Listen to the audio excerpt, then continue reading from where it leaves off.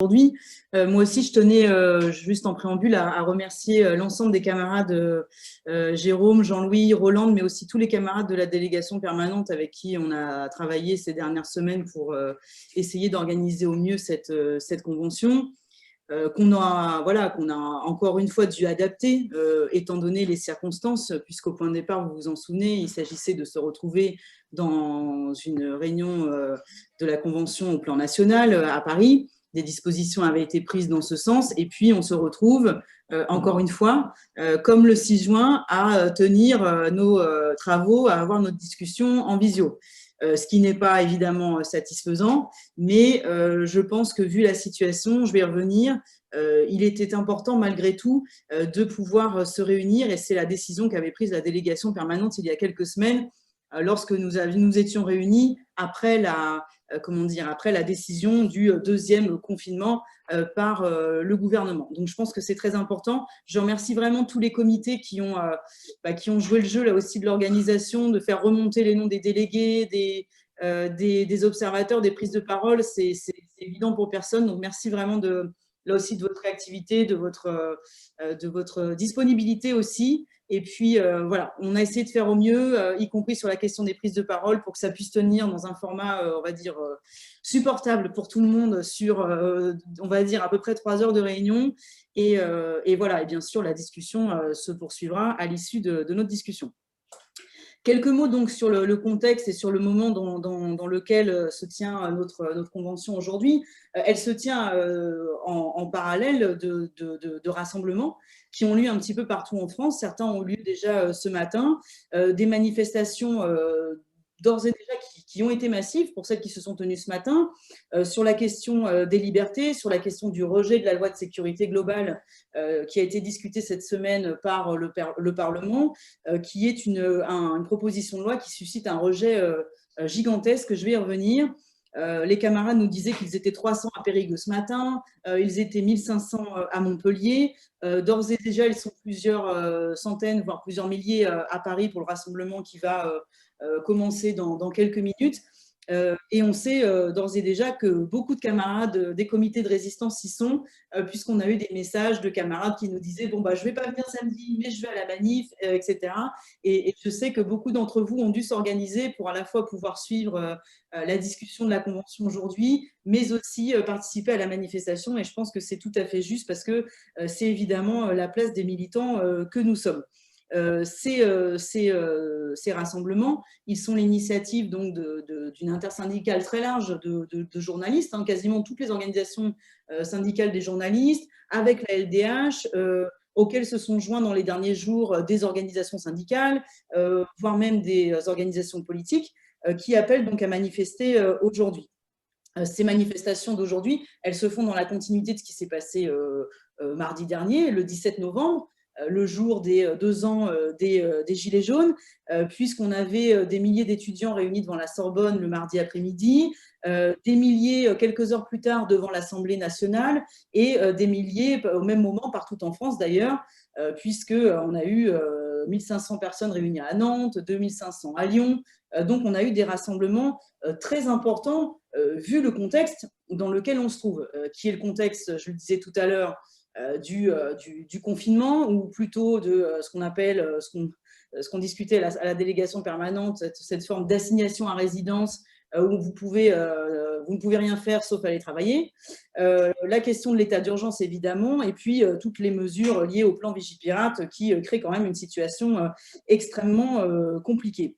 Ces mesures contre du projet de loi sur la sécurité globale, qui sont des atteintes sans précédent contre la liberté de manifester, contre la liberté de la presse, sont en train de créer un bazar pas possible à tous les niveaux. C'est repris de manière très large et pas seulement par le réseau, on va dire, habituellement militant.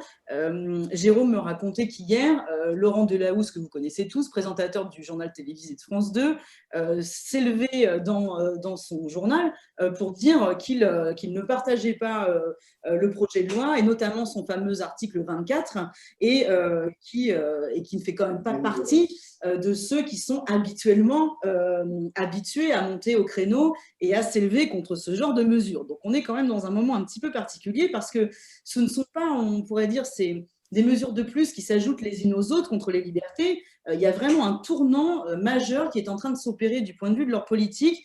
Il y a vraiment des mesures très graves qui sont prises contre la liberté de la presse, contre la liberté des étudiants de se réunir. J'y reviendrai avec l'amendement du projet de loi Vidal qui a là aussi véritablement soulevé la révolte dans les universités et contre la liberté de manifester.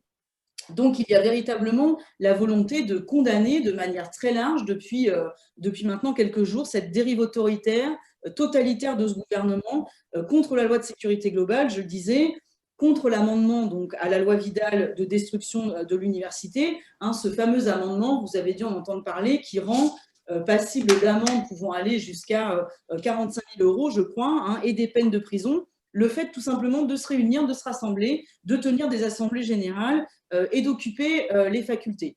Donc, c'est ni plus ni moins que la remise en cause de siècles de mesures, on va dire, de liberté dans les universités, du fondement même de l'université en France.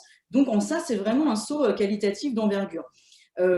C'est un cran qui, on va dire, là aussi est franchi et qui, de plus en plus, s'apparente comme la marche vers un régime de type dictature, un régime de type totalitaire. Et cette fuite en avant du gouvernement qu'on observe sur ce terrain des libertés, mais pas que, là aussi j'y reviendrai, il s'inscrit dans une continuité qui est celle de la répression, de la politique de répression de l'État, qui a été menée, on le sait, on en a déjà discuté ici, contre les Gilets jaunes, mais aussi contre les jeunes. Rien qu'à voir encore les lycéens, la semaine début novembre, les lycéens qui avaient tenté de bloquer, de revendiquer devant leur établissement, qui se sont fait totalement réprimer par la police, contre les manifestants d'une manière générale depuis plusieurs années, et tout cela dans le cadre de l'état d'urgence et des mesures d'exception qui sont prises les unes après les autres. Et cette escalade autoritaire de ce pouvoir, de ce gouvernement, qui veut coûte que coûte maintenir et poursuivre sa politique au service du capital financier, il le fait et en même temps, il est paniqué. Et paniqué par quoi? Par cette menace, par ce risque d'une explosion sociale, d'une révolte générale qui, on le voit bien, à partir du moment où elle commence à s'allumer, ils peuvent craindre effectivement les étincelles les plus grandes. Et l'ensemble de ces mesures qui sont prises contre les libertés publiques, contre la classe ouvrière d'une manière générale, s'inscrivent dans une situation d'ensemble beaucoup plus large, qu'on a déjà là aussi exprimé dans le cadre des réunions du comité de résistance et de reconquête. C'est le programme qu'entend mener à bien Macron. Ce programme, il l'a dit lui-même, c'est la destruction de toutes les conquêtes de 36 et de 45, c'est-à-dire faire disparaître, pour le compte du capital financier dont il sert les intérêts, de faire disparaître l'ensemble des conquêtes du mouvement ouvrier, toutes celles qu'on a qualifiées, donc de 36, de 1945, donc d'après-guerre, la sécurité sociale, les retraites, on a beaucoup parlé l'année dernière au moment de la mobilisation contre les retraites, et c'est sur cette base-là, d'ailleurs, qu'il y a maintenant 3 ans, s'est constitué donc le CN2R, le Comité national de résistance et de reconquête des acquis de 36 et de 45. Donc, on est en plein dedans, et c'est vrai que depuis des mois, la situation s'est brutalement accélérée, notamment depuis mars, avec la décision du premier confinement, qui faisait suite comme réponse sur le terrain politique à la crise dite sanitaire, à la crise du Covid-19. Et c'est au prétexte de cette crise que le capital financier, avec toutes les multinationales évidemment qui l'incarnent, ont engagé donc une offensive sans précédent au niveau mondial pour restructurer toute la production, se débarrasser de tous les concurrents les plus faibles et baisser massivement le coût du travail. Des millions d'emplois sont actuellement en train d'être détruits. Je pense que des camarades y reviendront dans la discussion, mais on est dans une situation de crise économique profonde qui était là, en fait, et dont le Covid, finalement, est utilisé pour aller plus loin, notamment sur la question des plans de licenciement, mais je pense que des camarades, là aussi, y reviendront.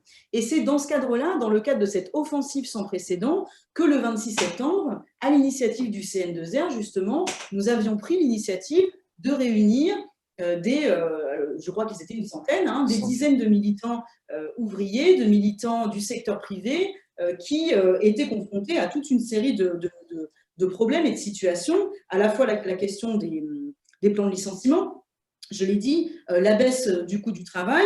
Et beaucoup, au cours de cette conférence, nous disaient, ces plans qui tombent, ils ne sont pas le résultat du Covid, ils étaient déjà là. Ils étaient déjà là dans les tiroirs, ils étaient déjà prêts. Et les patrons utilisent le prétexte de la crise sanitaire pour finalement les sortir ou les ressortir, même dans certaines situations.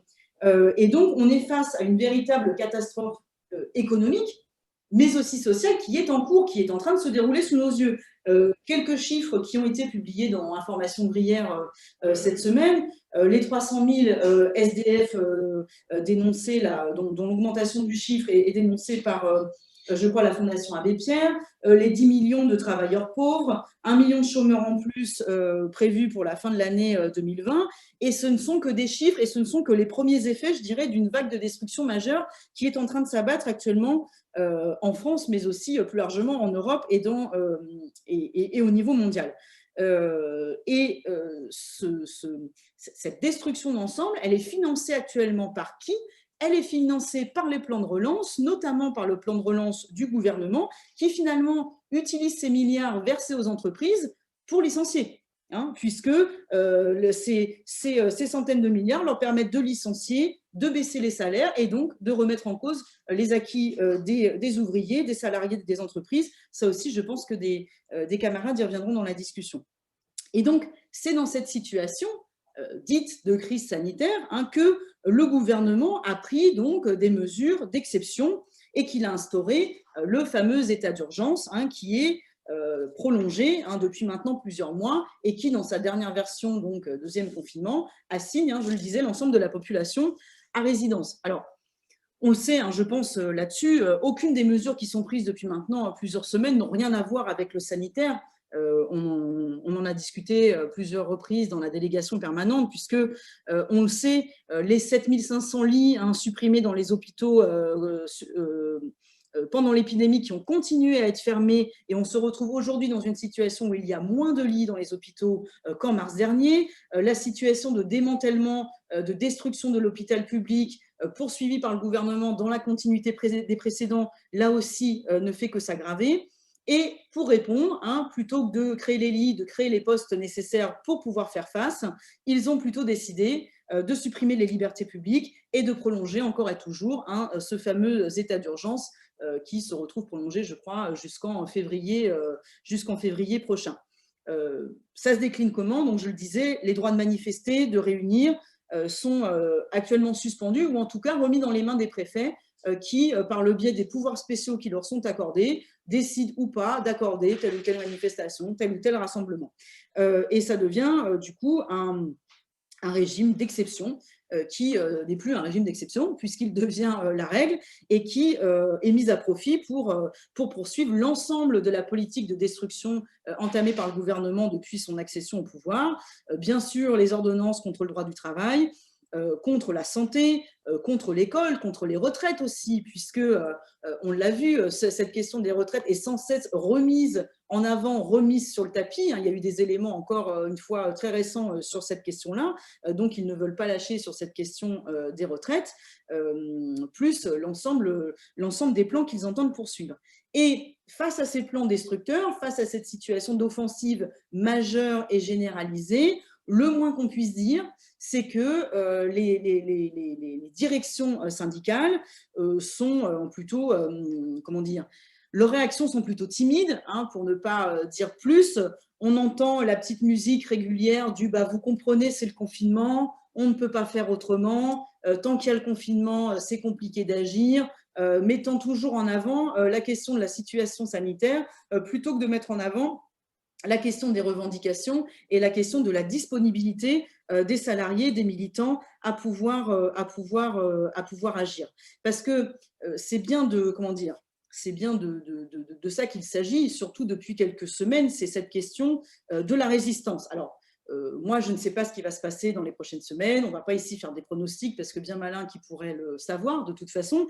Mais ce qui est vrai, c'est que depuis maintenant, dans la situation présente, on est dans une situation où la résistance très importante des travailleurs, des jeunes, s'exprime par différents canaux. Je parlais du 26 septembre tout à l'heure, de la réunion des militants de l'industrie. Un syndicaliste avait dit au cours de la discussion, dans mon département, il y a des grèves tous les jours. Et c'est vrai que ces conflits, on les voit au quotidien, des conflits locaux, partiels, sur des revendications très précises, dans l'industrie, je l'ai dit, mais aussi dans la santé, dans les hôpitaux, dans l'école. Et ça s'est accéléré là aussi depuis la reprise du 2 novembre, après les congés de Toussaint, où il y a eu une accélération, puisque ce ras-le-bol, cette colère, elle s'exprime de manière très importante dans les écoles, dans les collèges, dans les lycées, pour différentes raisons. Je pense que là aussi, des camarades y reviendront.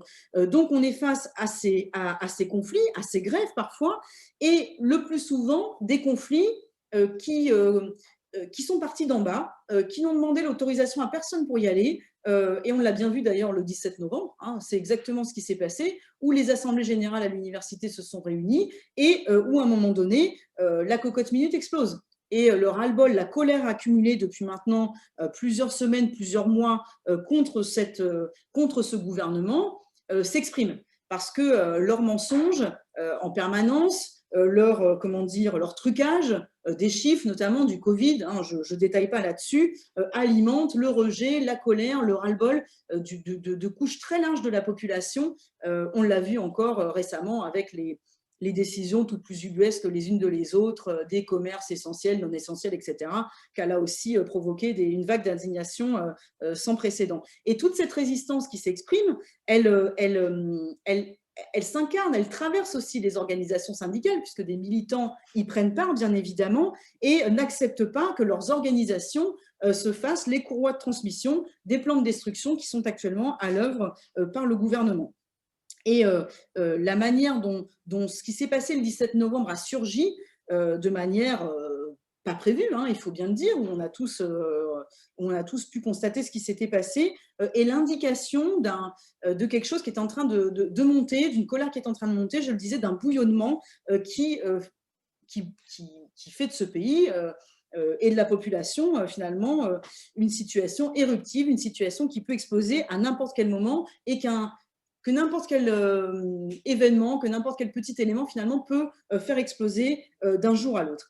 Et ce climat de défiance, donc ce climat de colère, il est extrêmement présent et il ne fait que s'agrandir, de s'élargir à des couches de la population qui, y compris jusqu'à maintenant, n'étaient pas forcément, opposés, ou en tout cas ne l'exprimaient pas face à ce gouvernement. Et ça, c'est un fait nouveau aussi qu'on observe là depuis quelques mois.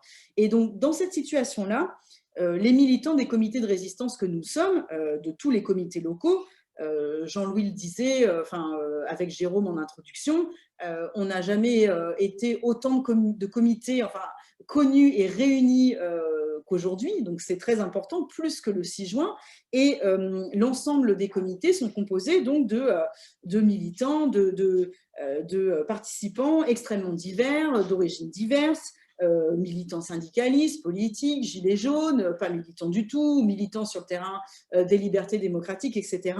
Et donc, il y a véritablement cette discussion qui se mêle et qui, je pense, va s'illustrer dans l'échange qu'on va avoir juste après la fin de mon introduction. Et cette résistance énorme qui s'exprime, qui cherche à s'organiser, malgré les difficultés et les obstacles, nous n'en sommes pas les propriétaires. Nous participons à cette résistance, évidemment, mais nous ne sommes pas les seuls. Et nous, ce que nous voulons, c'est pouvoir aider, contribuer à rassembler cette résistance qui s'exprime contre le gouvernement, contre sa politique, pour qu'il dégage, hein, comme on le disait dans nos réunions précédentes, en reprenant ce que disaient les camarades en Algérie au cours de leur révolte, de leur révolution. Comment pouvons-nous aider? Ça, c'est une question qui revient souvent dans les comptes rendus des C2R, dans la discussion que nous avons à la délégation permanente. Et depuis quelques semaines, on a des réponses qui ont été données par les comités, par celles des initiatives que les comités ont pu prendre suite à la discussion justement qu'ils avaient eue dans leur rang. Je pense par exemple à des initiatives qu'ont pris des comités récemment dans plusieurs départements sur la question du non-confinement, du non-couvre-feu, de la défense des libertés publiques, de la défense des libertés syndicales. Je pense notamment à ce qu'ont fait les camarades de Haute-Loire, au Puy, avec la manifestation qui a eu lieu, je crois, une dizaine de jours. C'est vrai également à Montpellier. à Toulouse, à Angers, où un appel nous est parvenu là aussi cette semaine. Donc, il y en a évidemment beaucoup d'autres et j'invite tous ceux qui prendront la parole aujourd'hui à pouvoir illustrer justement l'ensemble de ces initiatives que peuvent prendre les comités dans la discussion qu'ils ont au cours de leur réunion. On avait aussi placé cette réunion du 21 novembre, une des discussions qu'on souhaitait avoir, c'était la question de la structuration, comment on pouvait faire pour faire un pas en avant dans la structuration de nos comités et de ces actions. Alors, bien évidemment, Jérôme le disait, le fait que la réunion se tienne aujourd'hui en visio nous pose toute une série effectivement de limites, puisque c'est beaucoup plus difficile de prendre des décisions, ou en tout cas de le faire de manière la plus large et dans un échange, on va dire, vivant, plutôt que par écran interposé. Mais pour autant, je pense qu'il peut y avoir je propose, en tout cas, nous proposons qu'il y ait des choses qui soient faites aujourd'hui, notamment en proposant d'élargir la délégation permanente à de nouveaux camarades pour évidemment faire remonter l'ensemble des informations et des discussions qui sont menées dans les comités, pouvoir en discuter et du coup pouvoir aider aussi à proposer notamment des initiatives à l'ensemble des comités locaux. Donc ça va dans le sens de ce que des comités font déjà, y compris localement, au plan départemental. Là aussi, certains y reviendront peut-être, mais en tout cas, ça fait partie des discussions et de ce que nous pouvons aujourd'hui aider à franchir. Dernière discussion aussi, on y reviendra peut-être dans la discussion, la question du financement des comités de résistance qui revient là aussi de manière importante. On avait créé, vous vous en souvenez peut-être, une cagnotte PayPal pour que les comités puissent verser ce qu'ils récoltent dans leur comité, puisqu'on sait que de nombreux comités à chaque réunion récoltent 1-2 euros par participant. Enfin, c'est très différent d'un comité à l'autre, et de manière à ce que ces sommes puissent être versées sur une cagnotte, de manière à financer ensuite l'ensemble de nos initiatives. Alors, c'est sûr qu'avec l'histoire de la visio, là, on n'a pas eu besoin de financer, on va dire, quelque chose d'extrêmement coûteux. Mais en tout cas, cette question du financement, je pense qu'elle doit faire partie aussi des choses sur lesquelles nous devons avancer. Écoutez, voilà, moi j'en ai terminé pour mon introduction. Je vous remercie pour votre écoute et puis je laisse la parole aux délégués qui sont inscrits. Merci à tous. C'est Jean-Louis qui donne la parole.